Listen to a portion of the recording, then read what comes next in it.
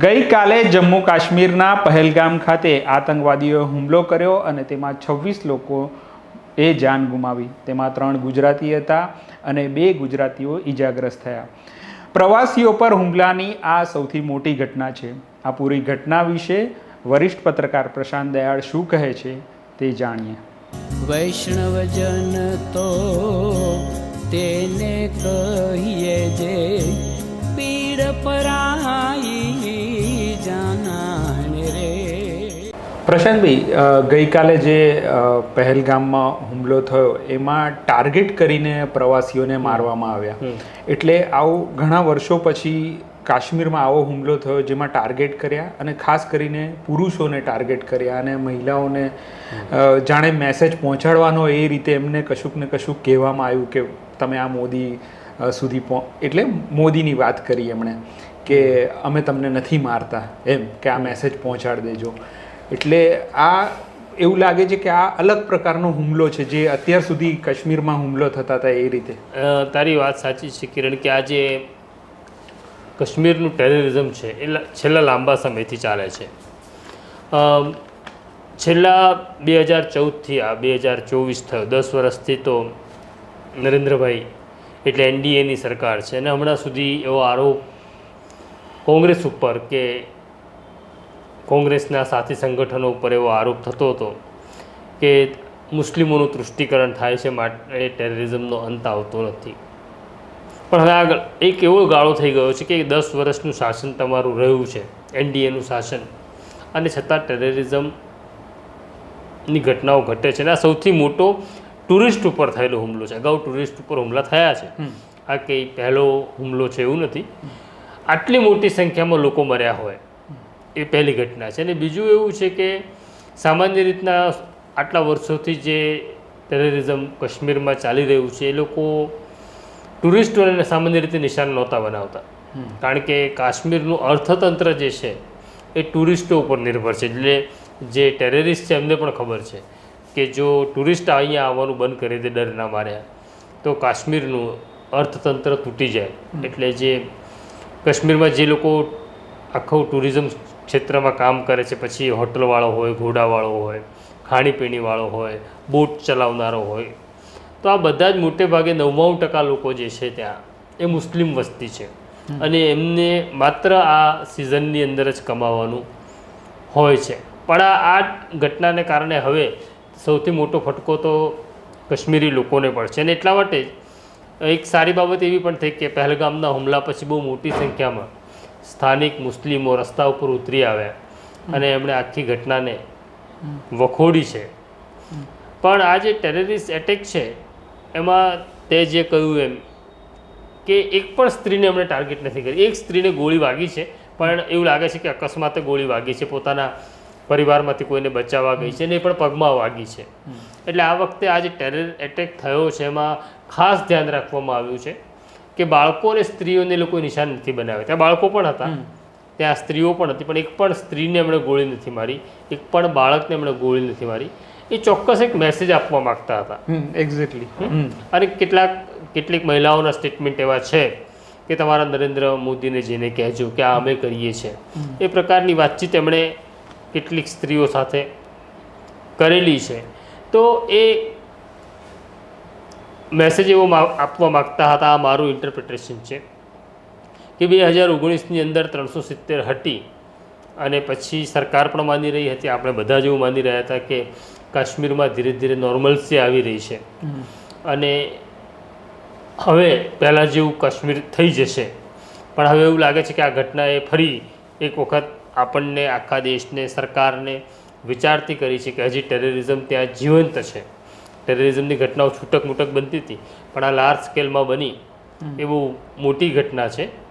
અને અત્યારે મને એવું લાગે છે કે સરકાર ઉપર બહુ મેન્ટલ પ્રેશર પણ બન્યું છે, કારણ કે નરેન્દ્ર મોદી પોતાનો વિદેશ પ્રવાસ ટૂંકાવીને પાછા આવ્યા, અમિત શાહને તાત્કાલિક રવાના કરવામાં આવ્યા. અમિત શાહ અત્યારે તો એરફોર્સના ખાસ વિમાનથી જે સ્થળે આ ઘટના ઘટી ત્યાં પણ પહોંચ્યા છે. એટલે અત્યારે સરકાર ઉપર એક મેન્ટલ પ્રેશર વધ્યું છે લોકોનું, લોકોની એક અપેક્ષા વધી છે, લોકોનો આક્રોશ છે, લોકોની ઈચ્છા છે કે હવે તમારે આને જવાબ આપવો પડશે. પણ આ જે જગ્યા હતી ત્યાં એવું કહેવાય છે કે આ પહેલગામની એક ટેકરી પહાડ જેવો વિસ્તાર છે, આજુબાજુ જંગલ છે. હવે ત્યાં 1000-1500 ટુરિસ્ટ હતા. તો નવાઈ એવું લાગે છે અહીંયા કાશ્મીર મેં તો જોયું નથી, પણ આમ કહેવાય છે કે જમ્મુ કાશ્મીરના જગ્યાએ જગ્યાએ આર્મી ડિપ્લોયડ છે. તો આ જગ્યાએ એવું કશું રેઝિસ્ટ કરવા માટે કોઈ હતું જ નહીં ને હુમલો એ રીતે થયો? તારી વાત સાચી છે કિરણ, કે આખો મામલો પહેલાં તો આપણે કહી દઈએ આપણા દર્શકોને કે આખો મામલો દેશનો છે, દેશની સુરક્ષાનો છે. એટલે આપણે એવા કોઈ મત સાથે સંમત નહીં થઈએ કે એવી કોઈ ટીકા નહીં કરીએ કે જે આપણા આખી સિસ્ટમ, દેશની સિસ્ટમ છે એનો વિરોધ આપણે કરીએ. પહેલી વાત તો એવી છે કે કાશ્મીર જે રીતના સેન્સિટિવ રહ્યું છે અને એવું એક કાયમ માટે એવું યુદ્ધમાં શીખવાડવામાં આવે છે કે જ્યારે શાંતિ હોય ત્યારે જ સજાગ રહેવું, કારણ કે એ સમય બહુ કપરો હોય છે. અને આ જે કાશ્મીરની કહેવાતી શાંતિ હતી ત્યારે મને લાગે છે ત્યાં આગળ સેન્ટ્રલ ઇન્ટેલિજન્સ બ્યુરો છે, સ્ટેટ ઇન્ટેલિજન્સ બ્યુરો છે, NIA છે, રો પણ હશે, અને આર્મી ઇન્ટેલિજન્સ છે, ઘણી બધી ઇન્ટેલિજન્સ એજન્સીઓ ત્યાં કાર્યરત છે. હું એવું માનું છું પહેલાં તો કે આ ઇન્ટેલિજન્સની ફેલ્યોર છે, કે ત્યાં આતંકવાદી હુમલો થવાનો હતો એ આગોતરી જાણકારી મેળવવામાં ઇન્ટેલિજન્સ એજન્સીઓ જે છે એ નિષ્ફળ નીવડી છે. અને બીજું એવું છે કે જ્યારે કોઈ પણ જગ્યાએ આખા દેશમાં તમે જોઈ લો ટેરર એટેક થવાનો હોય ત્યારે તમને સ્થાનિક એટલે લોજિસ્ટિક સપોર્ટ લોકલ માણસને મળવો જોઈએ. લોકલ માણસનો જો સપોર્ટ ન હોય તો એ એટેક કરવો બહુ અઘરો થઈ જતો હોય છે. આમાં 4 આતંકવાદીઓ આવ્યા એવું નજરે જોનાર લોકોનું કહેવું છે, જે પોલીસ અને આર્મીના યુનિફોર્મની અંદર હતા.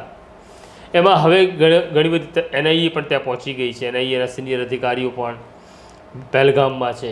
એમના ઇનપુટ્સ હવે એવા આવે છે કે આ જે આતંકી હુમલો કર્યો એની પાછળ જે માસ્ટર માઇન્ડ છે એ સજ્જાદ ગુલ નામનો એક બહુ મોટો ટેરરિસ્ટ છે, જે વોન્ટેડ લિસ્ટમાં ભારત એક વોન્ટેડનું લિસ્ટ બનાવ્યું છે ટેરરિસ્ટનું. એમાં 1 થી 10માં સજ્જાદ ગુલ આવે છે. આ સજ્જાદ ગુલે કરાવેલો એટેક છે. અને આ જે 4 લોકો આવ્યા હતા એમાંથી 2 લોકો સ્થાનિક હોવાનું ઇન્ટેલિજન્સ ડિપાર્ટમેન્ટને વિભાગને ખબર પડી છે.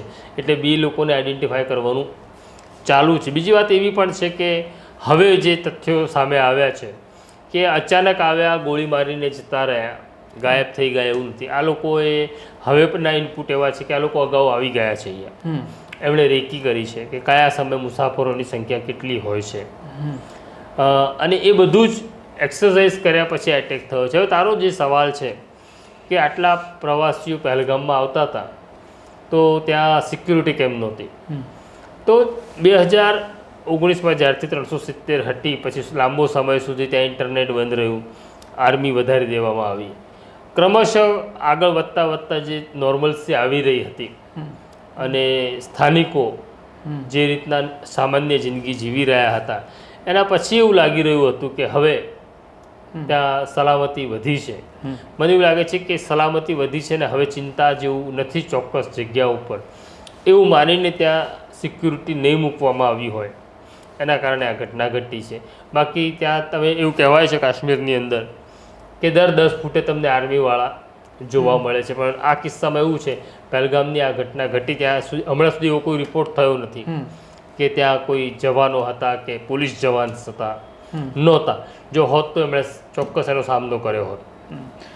હવે આ અલગ અલગ એજન્સીઓ જે કામ કરતી હોય છે, ઇન્ટેલિજન્સ બધા રો છે, આર્મીનું પણ ઇન્ટેલિજન્સ ત્યાં હશે, તો આ બધાથી આવી ચૂક થઈ શકે કે એક કારણ એવું કહેવાય છે કે ભાઈ ત્યાંની ભૌગોલિક સ્થિતિ એવી છે, ભૌગોલિક સ્થિતિ એવી છે, ગાઢ જંગલો છે, પહાડી વિસ્તાર છે, અને એમાં એવું છે કે માની લો ઉદાહરણ રૂપે કહું છું કે POK જેનો જે પટ્ટો છે જેને પાક ઓક્યુપાઈડ કાશ્મીર તરીકે આપણે ઓળખીએ છીએ, તો ત્યાંના જે લોકો છે અને કાશ્મીરના જે લોકો છે એમનો વ્યવહાર, એમની બોલચાલ, એમનો દેખાવ બહુ સરખો આવે છે. એટલે આ સમય દરમિયાન ઘૂસણખોરી થઈ ગઈ હોય ક્યાંકથી અગાઉથી, એટલે તમારે કોઈ પાકિસ્તાની ટેરરિસ્ટ કે પાકિસ્તાની નાગરિક જો શ્રીનગરમાં કે જમ્મુમાં કે ઘાટીમાં આવી ગયો હોય તો આ બહારનો નાગરિક છે દેખાવ ઉપરથી એને ઓળખી લેવો એ બહુ મુશ્કેલ છે. અને ભૌગોલિક પરિસ્થિતિ પણ એવી છે તેની, પહાડો છે, જંગલો છે, નદી છે, નાળા છે, એટલે ઘૂસણખોરી થવાની શક્યતા બહુ વ્યાપક પ્રમાણમાં છે. હવે આ જે ઘટના બની છે ને અત્યારે સરકાર એક્શનમાં લાગે છે, એટલે સ્કેચ બી જાહેર થઈ ગયા, અમિત શાહ ત્યાં પહોંચી ગયા. આ આપણે ચર્ચા ના કરી શકીએ, પણ ભાઈ સરકાર આમાં કડકમાં કડક શું પગલાં લઈ લે? કારણ કે આમાં આગળ જતાં અમરનાથ યાત્રા છે, જે આમ એવું છે, મને નથી લાગતું, આ મારું પર્સનલ માનવું છે કે ભાઈ એ રોકાય, એમાં સિક્યુરિટી વધારે નહીં. રોકાશે તો નહીં અમરનાથ યાત્રા, એ સિક્યુરિટી વધારી દેવામાં આવશે. પણ અત્યારે જે રીતના દેશમાં એક માહોલ સર્જાયો છે, અને ખાસ કરી એનડીએ સરકાર એક મેન્ટલ પ્રેશરમાં આવી છે કે હમણાં સુધી તમે એવું કહેતા હતા કે કોંગ્રેસના શાસનમાં આવું થયું, અને છેલ્લા 10 વર્ષથી હજી એ જ ગાણું તમે ગાઈ રહ્યા હતા. અમે આવ્યા પછી નોર્મલસી આવી છે, કે અમે આવ્યા પછી ટેરરિઝમ પર અમે કાબુ મેળવી લીધો છે. તો એ ભ્રમ તૂટ્યો છે. એ સ્થિતિની અંદર હવે એમના સર્વાઈવલનો, પોલિટિકલ સર્વાઈવલનો પણ સવાલ છે. તો દેશનો તો સવાલ છે, દેશની સિક્યુરિટીનો પણ સવાલ છે, સાથે પોલિટિકલ સર્વાઈવલનો પણ પ્રશ્ન ઉપસ્થિત થયો છે. પુલવામા એટેક જે થયો હતો, CRPF જવાનો ઉપર હુમલો થયો, અને એના પછી આપણે સર્જિકલ સ્ટ્રાઇક કરી હતી. મને એવું લાગે છે કે આવી કોઈ ઘટના ઘટશે બહુ જ ટૂંક સમયમાં. આર્મીને એક્શન મોડમાં આવવાની સૂચના આપવામાં આવશે, અને આનો બદલો ચોક્કસ ભારત સરકાર અને ઇન્ડિયન આર્મી લેશે, એમાં મને કોઈ શંકા લાગતી નથી. હવે બીજો કે આમાં ગુજરાતીઓ નો પણ મૃત્યુ થયા છે, એટલે ગુજરાતીઓ માટે કાશ્મીર એક ફરવાનું સ્થળ હતું, પણ ગુજરાતીઓ માર્યા ગયા છે. અને એ વાત એવી છે કે ભાઈ આમાં કોઈ ટાર્ગેટ નથી થયા, પણ ગુજરાતીઓનું મૃત્યુ થયું છે, એ વિશે કંઈક તમારે કહેવું હોય? નહીં, એટલે આમાં બે વસ્તુ છે. પહેલાં તો હું કહું છું કે આપણી પાસે એક વિડીયો એવો પણ આવ્યો છે જે ઘણા બધા લોકો કદાચ જોયો પણ છે, જેમાં એક સ્ત્રીનો પતિ ત્યાં હતો. આ સ્ત્રી ભેળ ખાવા ઊભી હતી અને એનો પતિ દૂર ઊભો હતો, અને એનો ધર્મ પૂછી એને ગોળી મારવામાં આવી છે. પહેલાં આપણે જયંતને કહીશું કે એક વખત એ વિડીયો પણ બતાડી દે. पूरी खाने से मेरा पति साइड में था, एक इंसान आया, उसने उसको गोली मार दी. यहाँ पे उसने बोला कि ये शायद मुस्लिम नहीं है, उसने उसको गोली मार दी. नहीं नहीं नहीं आप टेंशन मत लो, अब बेटा आप यहाँ पे रहो, हम साथ में. मैडम આ વિડીયો આમ તો તમે જોયો જ હશે, પણ આ પ્રકારનો માહોલ ત્યાં હતો અને બહુ ડરામણો બિહામણો હતો. આ વિડીયો જોઈને આપણને અત્યારે બીક લાગે છે.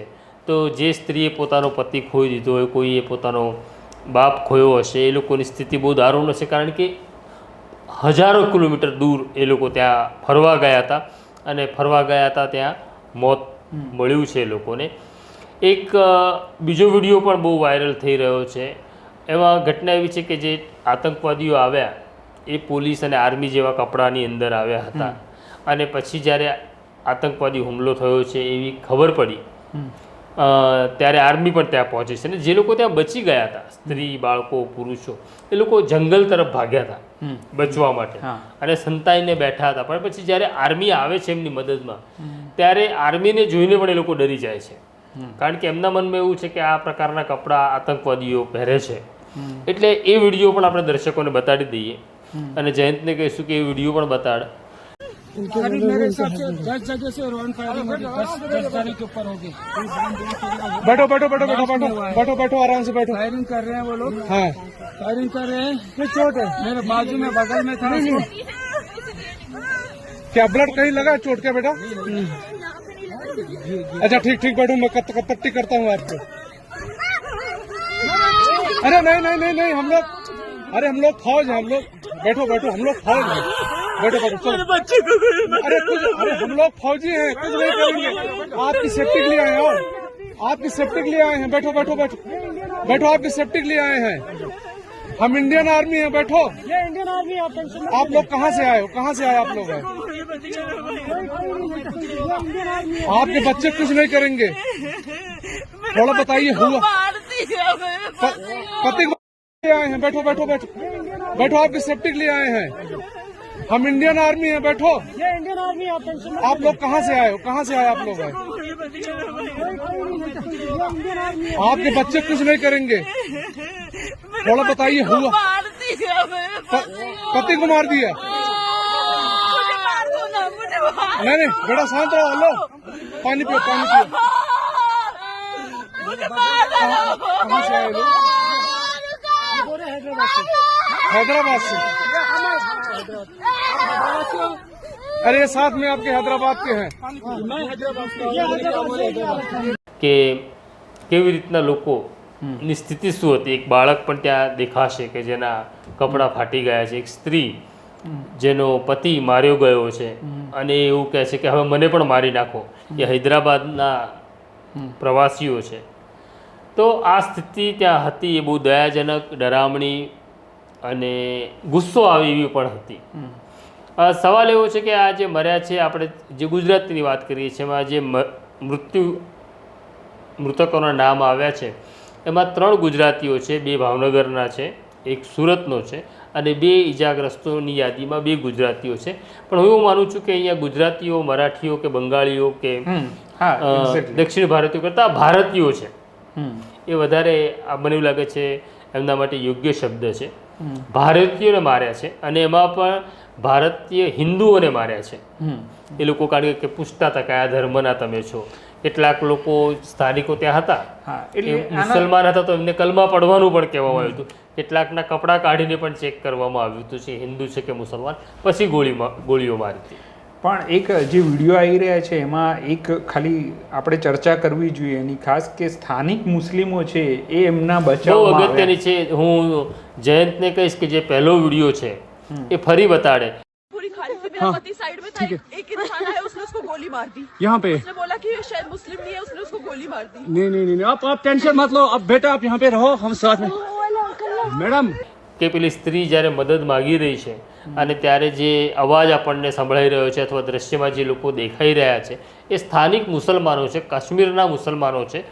આતંકવાદી હુમલા પછી જે સ્ત્રીઓ કે બાળકો બચી ગયા હતા એની મદદે આવનાર પહેલાં કાશ્મીરના સ્થાનિક મુસલમાનો હતા જે હિંમત આપી રહ્યા હતા અને કહેતા હતા કે ડરશો નહીં, અમે અહીંયા છીએ, અમે તમને મદદ કરીશું. તો આ એક સારી નિશાની છે. કારણ કે અત્યારે એક જનમાનસ એવું ઊભું કરી દેવામાં આવ્યું છે કે આ આતંકવાદીઓ મુસલમાન હતા અને હિન્દુઓને મારીને ગયા. વાત સાચી છે, આતંકવાદી મુસલમાન હતા, પણ એ 4 આતંકવાદીને કારણે તમે દેશના કરોડો મુસલમાનોને અન્યાય કરો એ વ્યાજબી પણ નથી. આખી ઘટનાને રાજકીય રીતે જોવાની પણ જરૂર નથી મને એવું લાગે છે. પણ દરેક પોતપોતાનો સ્વાર્થ છે. આપણા દેશની અંદર કમનસીબી એવી છે કે જ્યારે દેશની વાત આવે ત્યારે બધાએ ભેગા થવું જોઈએ, હિન્દુ, મુસલમાન કે રાજકીય પક્ષો હોય, પત્રકારો હોય પણ અત્યારે દરેક પોતાની રોટલી શેકી રહ્યું છે. વિશ્વ હિન્દુ પરિષદ દેશભરમાં દેખાવ કરવાની વાત કરી છે. તો મને લાગે છે કે અત્યારે એની જરૂર નથી. દેશમાં આપણી લડાઈ આતંકવાદ સામેની છે, આપણી લડાઈ દેશમાં રહેતા મુસલમાનો સામેની નથી. તો સમજાય તો સારું છે આ લોકોને. પણ ખરેખર કાશ્મીરના મુસલમાનોએ પણ રસ્તા ઉપર આવીને એવું કહ્યું હતું, કેન્ડલ માર્ચ પણ કરી હતી અને એમણે આખી ઘટનાને વખોડી છે. આ પહેલી વખત એવું થયું છે 35 વર્ષમાં. હું એને ટ્રેક ચેક કરી રહ્યો હતો કે જે કાશ્મીરનો ઘાટી વિસ્તાર છે, બરાબર છે, જ્યાં એવું કહેવામાં આવતું હતું કે ટેરરિઝમ પીક પર હોય છે ને એમ લોકો જે રહે છે એમનો સંબંધ પાકિસ્તાન સાથે હોય છે, એમનો ઝુકાવ પાકિસ્તાન સાથે હોય છે. 35 વર્ષમાં આ જે કાશ્મીરનો ઘાટી વિસ્તાર છે એણે બંધ પાડ્યો છે. આખી ઘટના કોઈનું એલાન નથી, પણ આ ત્યાંના મુસલમાનોએ આખી ઘટનાને વખોડવા માટે ઘાટી વિસ્તારમાં બંધ પાડવામાં આવ્યો. આ પણ મોટી ઘટના છે ને. પણ કમનસીબી તમે કીધું કે ભાઈ આપણા ત્યાં ધર્મની રાજનીતિ થાય છે. હવે આ VHPએ આ કર્યું છે પ્રદર્શન, પણ આ ધર્મની રાજનીતિ ન થાય એમાં થોડોક કંઈક તમારો અનુભવ કામ આવે એ રીતે તમે કંઈ. એટલે ધર્મની રાજનીતિ તો VHP કરશે, કારણ કે VHP છે કે ભારતીય જનતા પાર્ટીની આખી વાત હવે પોતાની નિષ્ફળતા છુપાવવાની છે. ઘટના ઘટી ગઈ છે, નિષ્ફળતા તો છે જ એવું કહેવું પડશે. દેશના નેતાઓએ જે સરકારમાં બેઠા છે, પછી નરેન્દ્ર મોદી હોય કે અમિત શાહ હોય, ચૂક થઈ છે. અને એવું પણ નથી કે ચૂક માટે આપણે એમને હવે ફાંસીએ ચડાવી દો. ચૂક તો બધાથી થવાની છે. ફૂલ પ્રૂફ તમારી પાસે દેશનો એવો એક ખૂણો નથી કે જ્યાં આવી ઘટના નહીં ઘટે. આ ઘટના ઘટ્યા પછી તમે કેટલા ઝડપથી એક્શનમાં આવો છો, એનું નિદાન કરીને એની સારવાર કરો છો, એ અગત્યનું છે. તો આખી વાતને ફરી પાછી દેશના મુસલમાનો ઉપર ઢોળી દેવી એ પણ વ્યાજબી નથી. અને બીજી વાત એવી છે કે અત્યારે ક્રિટિસિઝમ કરવાનો સમય પણ નથી. અત્યારે તમે નરેન્દ્ર મોદી, અમિત શાહ કે એનડીએની સરકારની ક્રિટિસાઇઝ કરશે, લો તમે આવીને શું ઉખાડી લીધું, એ કહેવાનો પણ સમય નથી. મને એવું લાગે છે કે દેશે અત્યારે એક થવાની જરૂર છે. અને આ ટેરરિઝમ કોઈ પણ હોય, આ કટ્ટરતા હિન્દુની હોય તો પણ એટલી જ ઘાતક છે, મુસલમાનની હોય તો પણ એટલી જ ઘાતક છે. હા, એ ચોક્કસ મારો મત છે કે આખી ઘટના જે ઘટી છે, જેમ કાશ્મીરના મુસલમાનોએ રસ્તા ઉપર ઉતરીને વિરોધ બતાડ્યો છે, આ હિંમતનું કામ છે. ટેરરિઝમ સામે અમદાવાદનો મુસલમાન તો બોલી શકે છે, પણ કાશ્મીરમાં રહેનારો મુસલમાન રસ્તા ઉપર આવે, જેના ચહેરા ટેલિવિઝન સામે દેખાય, અને કાશ્મીરનો મુસલમાન જ્યારે બોલતો હોય ત્યારે સમજવું કે પોતાનો જીવ જોખમમાં મૂકીને આતંકવાદનો વિરોધ કરી રહ્યો છે. એમને ચોક્કસ આપણે એપ્રિશિએટ કરવા જોઈએ. અને હું માનું છું કે વીએચપીએ દેશમાં ધરણા કરવાની જરૂર નથી. આ દેશના મુસલમાનોએ કહેવાની જરૂર છે કે ઇસ્લામ આ પ્રકારના આતંકવાદને કાયરતા માને છે, અમે એનો વિરોધ કરીએ છીએ. મુસલમાનો ખુલીને બોલવું પડશે, એટલા માટે કે પેલો અપ્રચાર જે થઈ રહ્યો છે મુસલમાનો સામે, એનો જવાબ મુસલમાનોએ જ આપવો પડશે કે અમે ભારતીયો છીએ, અહીંયા જન્મ્યા છીએ અને અહીંયા જ મરીશું. હવે છેલ્લો સવાલ, વર્તમાન કેન્દ્ર સરકાર આગળ બી વાત થઈ કે ગેરંટી આપે છે સુરક્ષાની તમારી, અને એ વાત સૌથી ઉપરના એજન્ડા પર મૂકે છે. પણ હવે આ ઘટના બની ગઈ છે તો ઇન્ટેલિજન્સ હોય કે કોઈ પણ હોય, કોઈકે ભૂલ સ્વીકારવી પડશે ને, અને એ ભૂલ ગૃહમંત્રી કે તો વધારે સારું, એવું આ ઘટનામાં લાગે છે. આવી આપણી ત્યાં એવી પરંપરા કે પ્રથા નથી. કેટલીક પરંપરા અને પ્રથા સારી પણ હોય છે કે ભૂતકાળની અંદર બહુ પાછળ જઈએ તો લાલ બહાદુર શાસ્ત્રી રેલ મંત્રી હતા અને ટ્રેન અકસ્માતમાં રેલ મંત્રી તરીકે એમણે રાજીનામું આપ્યું હતું કે મારી જવાબદારી છે. હવે એ પ્રકારની પ્રથાઓ બંધ થઈ છે. ખેર, આપણે એની ચર્ચા નથી કરતા. અને હું એવું પણ કહું છું કે કોઈની પણ સરકાર આવે, કોંગ્રેસની હોય, ભાજપની હોય કે કોઈ ત્રીજો પક્ષ પણ આવે, દેશ તો ખરેખર અને દેશની સલામતી તો ખરેખર લશ્કર સંભાળે છે. તમારા દિલ્હીમાં નેતાઓ બદલાઈ જાય એનાથી કે સુરક્ષામાં ફેરફાર થાય એવું હોતું નથી. પોલિટિકલ વિલ બહુ અગત્યની હોય છે, પણ લશ્કર એ લશ્કર જ હોય છે. એની પ્રાયોરિટી દેશની સુરક્ષા કરવાની હોય છે. એટલે કોંગ્રેસ હતી ત્યારે લશ્કર ઘરે જઈને સૂઈ જતું હતું, એવું પણ કંઈ થતું નથી કે હવે અત્યારે કોંગ્રેસ વાળા છે, કોંગ્રેસને મુસલમાનો બહુ ગમે છે તો હવે અત્યારે આપણે આરામ કરીએ, એવું નથી થતું. દરેક રાજકીય પક્ષ કોઈ પણ હોય, કોઈ પણ રાજકીય પક્ષ એવું ઈચ્છતું નથી કે એનો દેશ બરબાદ થઈ જાય. બરાબર છે? તો રાજકીય પક્ષ પણ પોતાની જવાબદારી નિભાવે છે, લશ્કર પણ નિભાવે છે. અને લશ્કર સાથે જોડાયેલી પાંખો છે, ઇન્ટેલિજન્સ જેવી એજન્સીઓ છે, રોના અધિકારીઓ છે, જે પોતાનું કામ કરતા હોય છે. પણ છતાં આ ફૂલ પ્રૂફ યોજના આખા વિશ્વમાં ક્યાંય નથી. આપણે ખાલી ભારતની ચિંતા કરીએ છીએ તો ટેરર એટેક વિદેશમાં પણ થાય છે, અમેરિકા જેવા દેશની અંદર પણ. એટલે જે ઉદાહરણ આપણા ગુજરાતમાં સૌથી વધારે અપાય છે ને એ ઇઝરાયલનું છે, જ્યાં એવો હુમલો થયો, જે આ ઇઝરાયલની નીતિ એટલી બધી કડક કહેવાય છે, પણ ત્યાં એવો હુમલો થયો કે ત્યાં 500 લોકો માર્યા ગયા આતંકવાદી. એટલે દર વખતે એવું પણ નથી હોતું કે ભાઈ તમે ડિફેન્સની એવી કોઈ સિસ્ટમ ગોઠવી શકો કે જેનાથી તમે એકદમ ફૂલપ્રૂફ થઈ જાઓ. એટલે આ તો પ્રશાંતભાઈ સાથે આ પૂરા મુદ્દાને લઈને અહીંયા બેસીને જેટલી પણ 360 ડિગ્રી ચર્ચા થઈ શકી, મને લાગે છે કે દર્શકોને આમાંથી કશુંક ને કશુંક આ ઘટનાને લઈને સમજવામાં સરળતા રહેશે. નવજીવનમાં આ પ્રકારના મુદ્દા અમે ચર્ચા રહીશું. નમસ્કાર.